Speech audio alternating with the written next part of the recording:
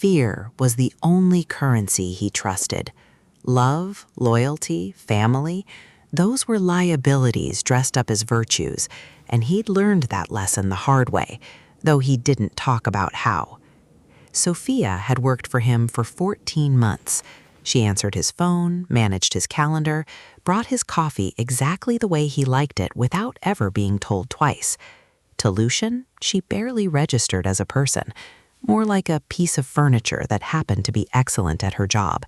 Quiet, a little awkward, the kind of woman who apologized when other people bumped into her. What he didn't know, what nobody in his organization knew, was that Sofia had spent years perfecting the art of being overlooked. It wasn't shyness, it was survival. 3 days before the gala, Lucien had been in a meeting with 2 of his lieutenants, half joking about who deserved to be humiliated at the family's annual masquerade. Someone mentioned Sofia's name as a punchline. Lucien had laughed along, then decided, on a whim, the way powerful men decide things that ruin other people's lives, that it would be entertaining to invite her. Dress formal, he told her, not even looking up from his desk. Family event. Might be good for you to see how the other half lives. He'd expected her to stammer out an excuse. Instead, she'd simply nodded and said she'd be there. That should have been his first warning. The Varga family gala wasn't just a party, it was a ritual, a performance where every crime syndicate on the East Coast measured power through silk ties and diamond cufflinks, where a wrong word could start a war, and a right one could end one before it began. Bringing an outsider, especially someone as unremarkable as Sofia, was practically an invitation for the room to tear her apart. Lucien had known that.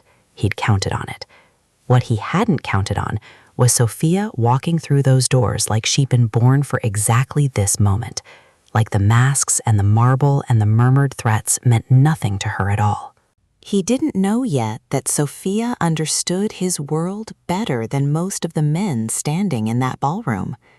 He didn't know she'd been reading financial records that weren't hers to read, connecting patterns nobody else had noticed, watching his family with a patience that had nothing to do with romance and everything to do with something far more dangerous, something that would eventually put both their lives on the line. Right now, though, none of that mattered. Right now, there was only the sight of her crossing the room toward him, unhurried, unbothered by 200 pairs of eyes, and the sudden, unfamiliar sensation clawing at Lucien's chest. He'd felt fear before. He'd felt fury, felt calculation, felt the cold satisfaction of watching an enemy realize they'd lost. He had never, not once in 34 years, felt what he was feeling now, watching a woman he thought he understood turn out to be a complete stranger. Somewhere in the back of his mind, a thought surfaced that he wasn't ready to examine. Maybe the joke was on him. She stopped in front of him, close enough that he caught the faint scent of something floral, close enough to see that her eyes weren't nervous at all.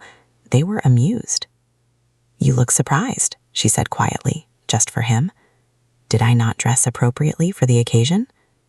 Lucien Varga, a man who had once stared down a rival boss with a gun pressed to his ribs without so much as a change in his pulse, found himself completely, utterly speechless.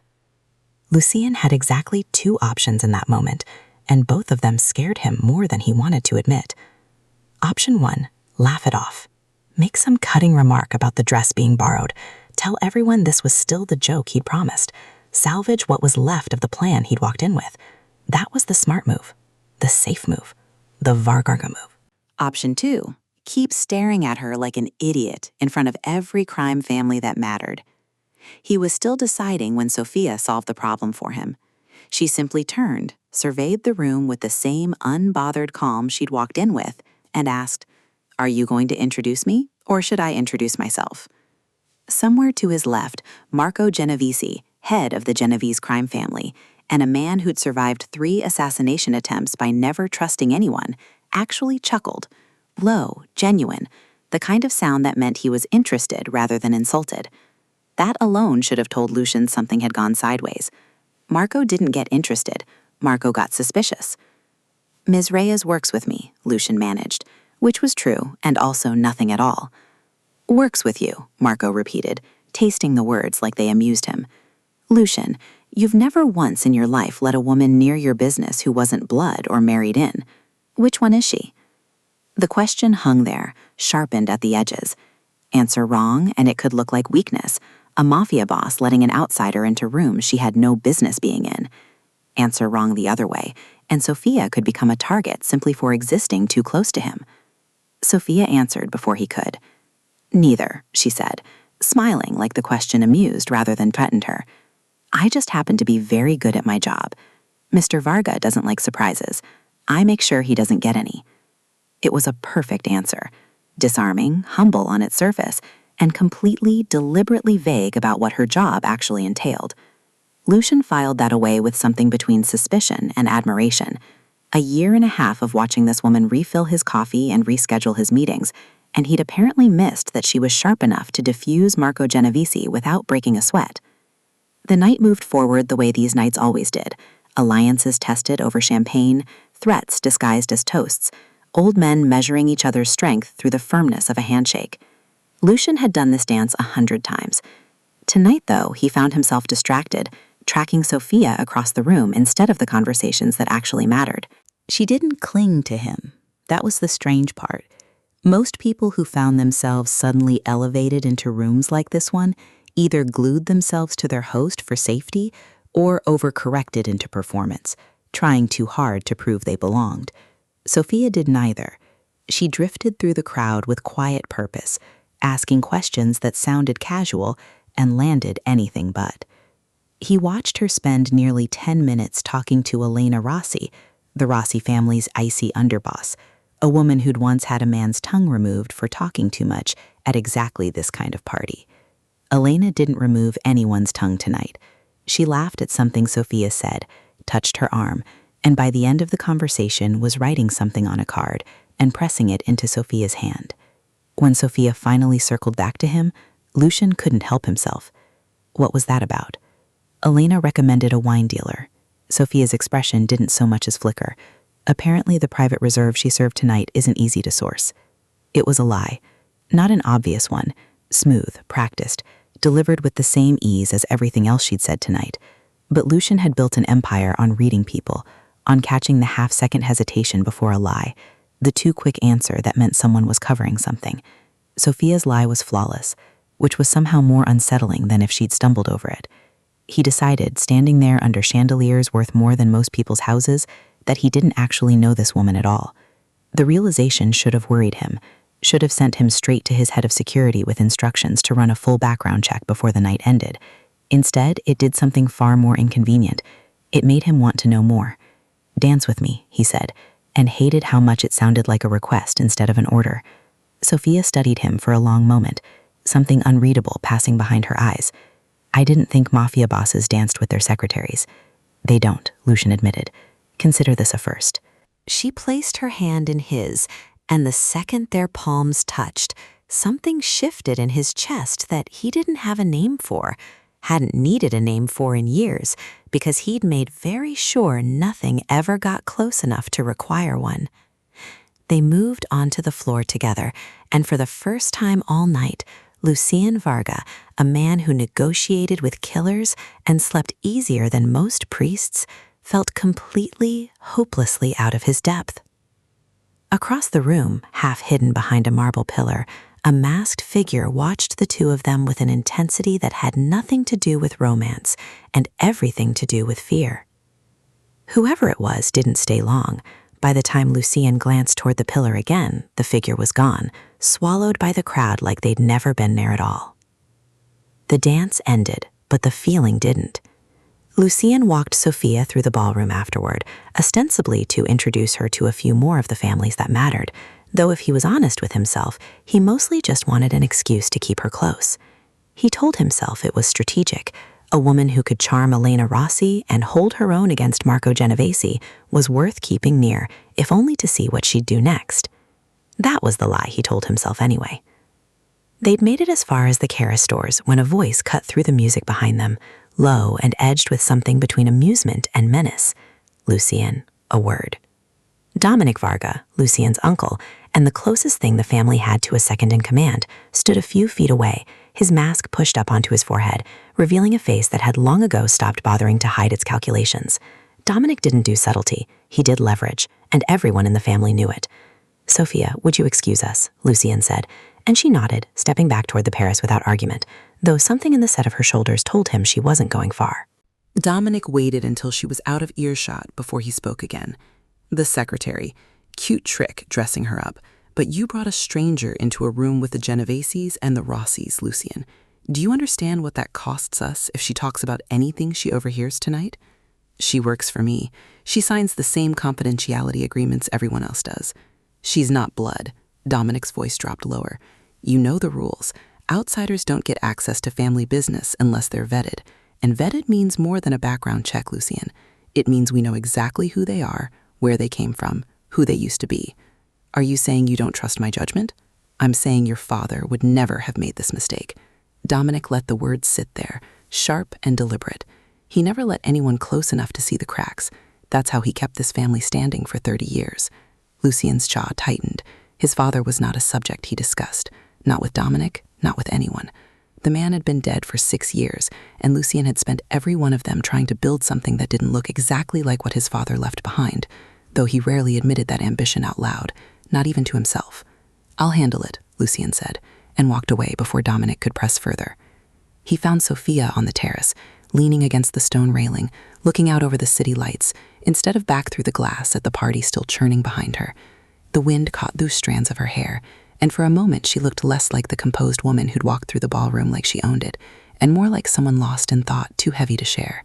"Everything all right?" she asked without turning. "Family business." He came to stand beside her, closer than strictly necessary. "My uncle worries." "About me?" "About outsiders." Lucien studied her profile, the sharp line of her jaw, the calm in her expression that still didn't quite match the tension he'd sensed in her shoulders minutes ago.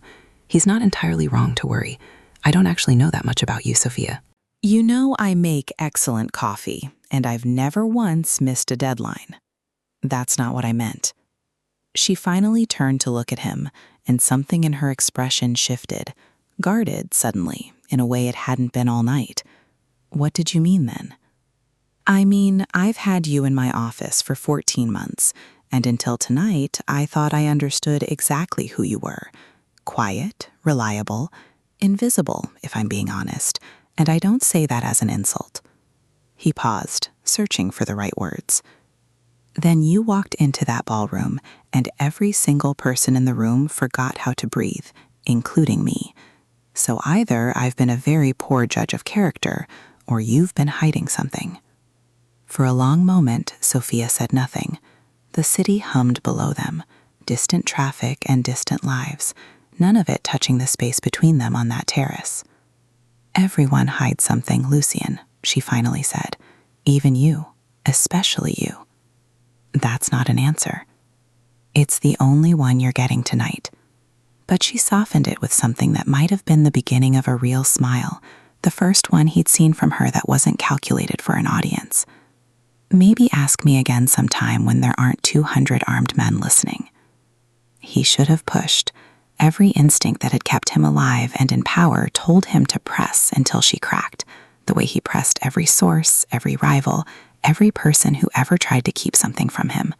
Instead, he found himself simply nodding, willing to let her have this one secret for now. "Fair enough," he said. What he didn't tell her, what he barely admitted to himself, was that some part of him didn't actually want to know everything yet. Not because he didn't care, because for the first time in longer than he could remember, there was something he wanted to discover slowly, instead of tearing open all at once. Behind them, through the terrace doors, the masked figure who'd watched them dance earlier reappeared at the edge of the crowd, closer now, closer than before, close enough to hear fragments of their conversation carried on the night wind. Neither Lucien nor Sofia noticed. They were too busy noticing each other. 3 weeks passed, and the Varga offices had never felt smaller. It started with small things. Lucien found reasons to walk past Sofia's desk that had nothing to do with actual business. A question about a meeting that could have been an email, a coffee order he could have made himself. Sofia, for her part, stopped pretending she didn't notice. She'd started leaving a second cup on his desk every morning without being asked, and neither of them commented on what that meant. Neither of them commented on a lot of things, actually. That had become its own kind of language between them. "You're doing it again," Sofia said one afternoon, not looking up from the contract she was reviewing. "Doing what?" "Staring. You've been staring at me for the last 4 minutes instead of reading the Kowalski merger documents." Lucien didn't bother denying it. There wasn't much point anymore. She caught him enough times that pretending otherwise had become its own kind of joke between them. "The merger documents are boring. You're not." "Careful, Mr. Varga. That almost sounded like a compliment." "Almost?" She looked up then, and something passed between them that had become familiar over the past 3 weeks. Not quite tension, not quite comfort, but some third thing that Lucien had never had a word for until now. He was starting to suspect the word might be dangerous. That was the thing about Sofia that unsettled him most if he let himself think about it honestly. He'd built his entire life around control of his territory, his family, his reputation, the careful mask he wore for everyone from his own lieutenants to the rival bosses that wanted him dead. Sofia didn't ask him to drop that mask. She just seemed to see straight through it anyway, which was somehow worse and better at the same time. "Can I ask you something?" she said, setting down her pen. "You can ask. I reserve the right not to answer." Fair. A small smile. "Why did you actually invite me to the gala? The real reason, not the version you gave everyone else." Lucien considered lying. It would have been easy. He was good at it, had been lying professionally since before he could legally drive. But something about the directness of the question, the way she asked it without accusation, without expecting him to dodge, made him want to give her the truth instead. "It was a joke," he admitted, "a cruel one. I thought you'd embarrass yourself, and I thought it would be funny." "I know." Everyone in that room knew. She didn't sound hurt by it, which somehow made the admission worse. "I want to know why you're still thinking about it 3 weeks later." He didn't have a clean answer for that, not one that didn't require examining feelings he'd spent his entire adult life avoiding. "Because you weren't supposed to win," he finally said. "You were supposed to lose, and instead you walked in there and made every person in that room forget I'd ever tried to humiliate you. I don't know what to do with that, Sofia. I don't know what to do with you." "You don't have to do anything with me," she said quietly. "I'm not a problem to be solved." "No," he agreed, and meant it more than he expected to. "You're not." The silence after that stretched long enough to feel significant, the kind of silence that either ended in someone crossing a room they shouldn't cross, or in both people quietly agreeing to pretend it hadn't happened. Lucien was leaning toward the former when his phone buzzed against the desk, shattering whatever fragile thing had been building between them. He glanced at the screen. "Dominic, we need to talk. Now. It's about the ledger." Something cold settled in his stomach, the kind of feeling that had kept him alive through 6 assassination attempts and countless betrayals.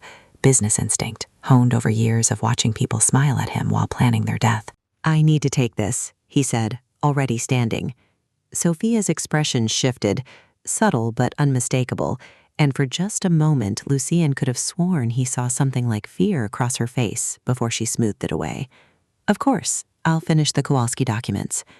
He should have noticed it then, the way her hands had gone very still on the desk, the way her eyes tracked the phone in his hand a beat too long. He didn't notice. He was already moving toward Dominic's office, already bracing for whatever crisis was waiting on the other side of that door. He had no idea he was walking toward the beginning of the end of everything he thought he understood about the woman he'd left behind at that desk. Dominic was waiting when Lucien arrived, standing behind his own desk with an expression Lucien had rarely seen on his uncle's face. Not anger, something closer to grim satisfaction, the look of a man who'd finally found the leverage he'd been hunting for. "The Kowalski ledger," Dominic said without preamble. "The one with every offshore account we've built over the past decade. It's gone." "Gone how?" "Copied, most likely, before it disappeared from the safe entirely. Someone had access, someone we trusted." Dominic's eyes were steady, deliberate, watching Lucien's reaction with the precision of a man laying a trap. "Security footage shows the safe was accessed 2 nights ago. Nobody else had the code except you, me, and your secretary." The room went very quiet. "Sofia doesn't have access to that safe," Lucien said, though even as the words left his mouth, a cold thread of doubt was already working its way through his certainty. "She does now," Dominic said. You gave her your credentials last month, remember? For the Henley filing. I checked the system logs myself, Lucien. Her badge accessed that floor at 11:47 p.m., 2 nights ago. Alone. Lucien stood there for a long moment, the accusations settling over him like ice water. "Show me," he said finally. Dominic turned his laptop around without hesitation, and there it was, grainy security footage, time-stamped 11:47 p.m., 2 nights prior. A figure in dark clothing moved through the executive floor, badge visible at the security checkpoint, the access log confirming what the footage suggested. Sofia Reyes, alone, heading directly toward the vault room where the Kowalski ledger had been kept. The footage cut out before showing the actual vault, some gap in the camera coverage that Lucien had never noticed before, but the trail leading up to it was damning enough on its own. "I don't believe it," Lucien said, though the words came out less certain than he wanted them to. Belief doesn't matter right now. Dominic's voice had gone flat, businesslike, the tone he used when a decision needed to be made, and sentiment was getting in the way. That ledger has account numbers, laundering routes, names of judges and senators on our payroll. If it ends up in the wrong hands, the FBI, a rival family, a journalist with a death wish, it doesn't just expose our operations, it ends us, Lucien. Every family we work with will assume we can't be trusted to keep our own house secure, and they'll cut us loose before we can explain ourselves. So what do you want me to do? Interrogate her? I want you to remember what happens to people who cross this family, regardless of how you feel about them. Dominic's gaze didn't waver. You know the protocol. You wrote half of it yourself. Lucien knew exactly what the protocol was. He'd enforced it before, on men who'd betrayed far less than what Sofia was being accused of. Confession one way or another, consequences that didn't leave room for second chances. The Varga family didn't survive 50 years in this business by being forgiving, and Lucien had built his entire reputation on being willing to do what needed doing, no matter who it involved. Except this wasn't some faceless enemy. This was Sofia, who left him coffee every morning without being asked, who'd stood in a ballroom full of killers and made every one of them momentarily forget their own names, who 3 weeks ago had told him she wasn't a problem to be solved and meant it in a way that had cracked something open in his chest he'd spent years keeping sealed shut. "I need to talk to her," Lucien said, "before anyone does anything else." "Talk fast," Dominic warned, "because if word gets out that a ledger with that kind of information is missing, every family who does business with us is going to want answers, and they're not going to care about your feelings for the secretary." Lucien walked out of that office feeling like the ground had shifted beneath him, every step back toward Sofia's desk heavier than the last. He kept replaying the past 3 weeks in his head, every conversation, every glance, every moment he'd let himself believe he was actually getting to know her, searching for some sign he'd missed, some tell that would explain how the woman he'd started to fall for could also be the person who'd just stolen the one thing capable of destroying everything he'd built.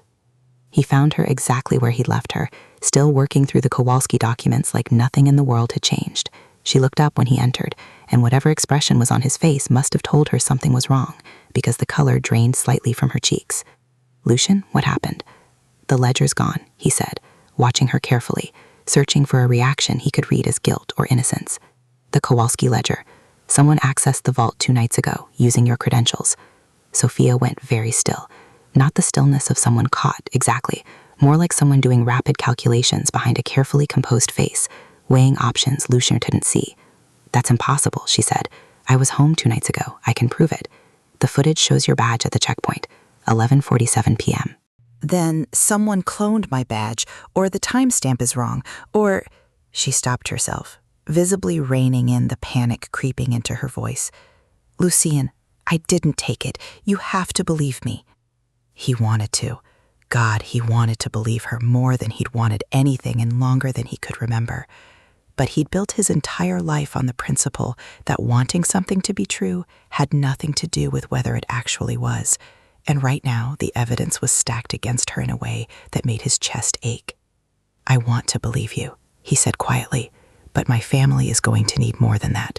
They're going to need proof, Sofia, and right now, all the proof points at you." Something shifted in her expression then, not fear exactly, but a kind of resolve settling into place, like she'd been bracing for this moment for longer than he realized. "Then I'll get you proof," she said. "Give me time." "I don't know how much time I have to give you." "Then trust me until you don't have a choice not to." Her voice cracked slightly on the last word, the first real crack he'd seen in her composure since the night of the gala. Please, Lucien, I need you to trust me on this. He didn't answer right away. Behind him, through the glass walls of his office, he could see Dominic watching from down the hall, waiting for a decision that would either protect Sofia or condemn her. And Lucien realized with a sinking certainty that he had no idea which choice was the right one anymore. For the first time in his life, the man who never hesitated found himself frozen, caught between the empire that had made him and the woman who was starting to unmake everything he thought he understood about himself. Lucien gave her 48 hours. It wasn't kindness, not entirely. It was the only compromise he could find between the man who loved her and the man who ran an empire built on rules that didn't bend for anyone. Sofia used every one of those hours. She didn't run, though the temptation had been sitting in her chest since the moment Lucien told her the ledger was missing. Running would have confirmed everything Dominic already believed. Instead, she went back through months of memory, back to the night 3 weeks before the gala when she'd first noticed the irregularities buried inside the Kowalski accounts, transactions that didn't match the family's usual patterns, wire transfers routed through names Lucien had never mentioned. She'd memorized every line of that ledger before anyone else even knew it was missing, not because she planned to steal it, because she'd realized reading it late one night while covering for a sick colleague that someone inside the Varga family was quietly funneling money toward accounts that had nothing to do with the syndicate's business and everything to do with buying loyalty from men who should have belonged to Lucien. Someone was building a war chest, and war chests only existed for one reason. Sofia found her answer in Dominic's own scheduling records, buried in meetings he'd logged as routine that lined up almost too perfectly with each irregular transfer. She brought everything to Lucien on the second night, laying it across his desk with hands that betrayed just how frightened she'd been carrying this alone. "Your uncle isn't protecting the family," she said. "He's dismantling it from the inside so he can rebuild it under his own name. The ledger wasn't stolen to expose you, Lucien. It was stolen to remove the one piece of evidence that could expose him." Lucien read through the documents in silence, and Sofia watched 34 years of certainty crumble across his face piece by piece. He'd spent his whole life believing the greatest threats came from outside his family. It had never once occurred to him that the danger might be sitting across the dinner table calling him nephew. "Why didn't you tell me sooner?" he asked, voice rough. She didn't run, though the temptation had been sitting in her chest since the moment Lucien told her the ledger was missing. Running would have confirmed everything Dominic already believed. Instead, she went back through months of memory, back to the night 3 weeks before the gala when she'd first noticed the irregularities buried inside the Kowalski accounts, transactions that didn't match the family's usual patterns, wire transfers routed through names Lucien had never mentioned. She'd memorized every line of that ledger before anyone else even knew it was missing, not because she planned to steal it, because she'd realized reading it late one night while covering for a sick colleague that someone inside the Varga family was quietly funneling money toward accounts that had nothing to do with the syndicate's business and everything to do with buying loyalty from men who should have belonged to Lucien. Someone was building a war chest, and war chests only existed for one reason. Sofia found her answer in Dominic's own scheduling records, buried in meetings he'd logged as routine that lined up almost too perfectly with each irregular transfer. She brought everything to Lucien on the second night, laying it across his desk with hands that betrayed just how frightened she'd been carrying this alone. "Your uncle isn't protecting the family," she said. "He's dismantling it from the inside so he can rebuild it under his own name.